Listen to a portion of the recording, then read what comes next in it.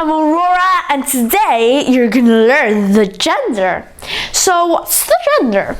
In Italian, all nouns have a gender, which means that they're either feminine or masculine. I know that could be a little bit weird for you because in English we don't think that an idea or a thing could be feminine or masculine.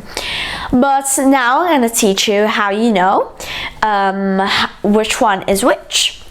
So there is one main rule, that is, the words ending with A are feminine, the words ending with O are masculine, and the words ending with E could be either feminine or masculine. You have to know them by heart.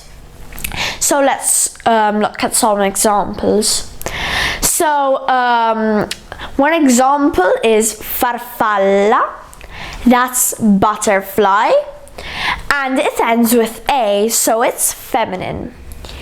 Or pollo ends with O, so it's masculine. And carne, that's meat, and cane, that's dog, end with E.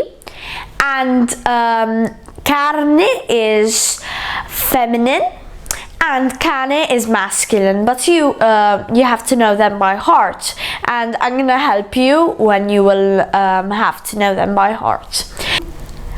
This is important because the next lesson we're going to learn the articles, and to put the right article at the beginning you have to know if the word is either feminine or masculine. So you can write these down, so when you learn more you can write them in a piece of paper and you will have them all there. So put a thumbs up if you like the video, subscribe, and remember, verde, bianco, rosso. Bye!